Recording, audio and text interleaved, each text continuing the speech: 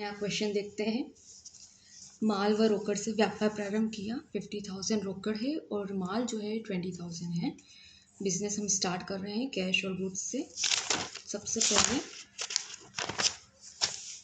हम यहाँ फॉर्मेट बनाते हैं अकाउंटिंग इक्वेशन।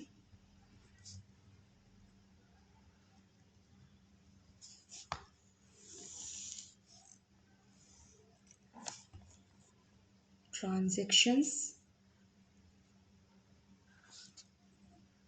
इक्वेशन आपको याद होगी, assets is equal to liabilities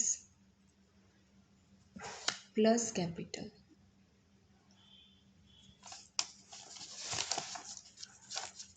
ठीक है, आप फर्स्ट इस बिजनेस स्टार्ट करा, हम यहाँ ट्रांजैक्शन लिख देंगे। Business commenced. हमने किससे बिजनेस स्टार्ट करा है? कैश और गुड्स से। तो बिजनेस में कैश आया जो कि बिजनेस के लिए असेट्स होगा। फिर बिजनेस के पास गुड्स भी आ रहे हैं, इसलिए ये भी बिजनेस की संपत्ति है, असेट्स है। और बिजनेस स्टार्ट करते समय लगाया गया है कैश और गुड्स, इसलिए ये क्या कहलाएगा? आपका कैपिटल कहलाएगा।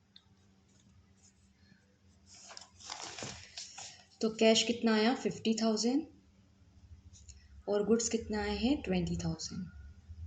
तो टोटल कैपिटल आपका कितना आया यहाँ पे? 70,000। सेकेंड ट्रांजैक्शन देखेंगे तो सेकेंड ट्रांजैक्शन है sold goods to Ram on credit. Ram को क्या करे हैं? गुड्स बेचे हैं क्रेडिट में। राम को उधार में माल बेचा है 10,000 का। यहाँ हम पहले लिख देंगे sold goods to Ram.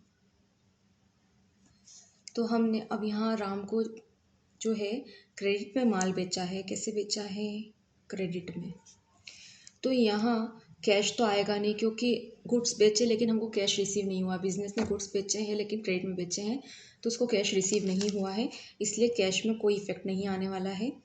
But goods तो उसने बेच दिए तो गुड्स चले गए। कितने के गुड्स चले गए? 10,000 के, क्योंकि 10,000 के गुड्स बिजनेस ने सोल्ड कर दिए हैं। प्लस अब 10,000 के गुड्स चले गए हैं, लेकिन एक चीज़ और ध्यान रखने की बात है कि राम को हमने उधार में बेचा है तो राम से पैसे लेना बाकी है।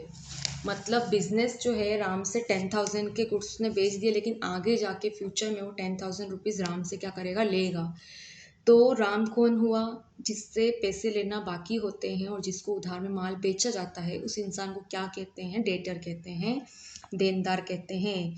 तो देनदार भी बिजनेस के कौन होते हैं? असेट्स होते हैं। क्यों? क्योंकि इनसे पैसा मिलता है। तो यहाँ 10,000 के डेटर बढ़ जाएंगे, मतलब इससे पैसा मिलना बाकी है। लायबिलिटीज बिजनेस को कुछ चुकाना बाकी है क्या? कोई चीज़ चुकाना बाकी नहीं है, बल्कि बिजनेस को लेना बाकी है। यहाँ पे 10,000 अगर चुकाना बाकी होती तो लायबिलिटीज में क्रेडिटर के नाम से आती और लेना बाकी हो गया तो असेट्स में डेटर के नाम से आएंगे। ठीक है, कैपिटल पे कोई असर नहीं होगा। नई इक्वेशन हम बना लेंगे। न्यू इक्वेशन 50,000 अभी भी आपके पास कैश है। ठीक है, गुड्स कितने बचे? 20,000 के थे, 10,000 के सोल्ड कर दिए तो गुड्स अब हमारे पास बचे हैं 10,000 के। 10,000 के हमारे पास डेटर है। डेटर मतलब जिनसे 10,000 रुपीज़ लेना भी हमारे पास हमको बाकी है, बिजनेस को बाकी है।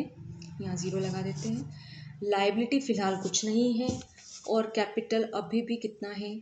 70,000।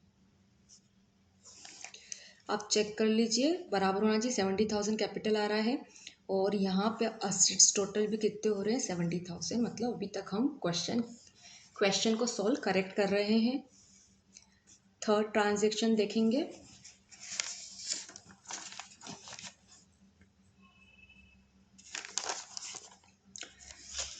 तो थर्ड ट्रांजैक्शन है रिसीव फ्रॉम राम। राम से प्राप्त हुए 10,000। ठीक है, राम से हमको कितने मिल गए? 10,000 मिल गए।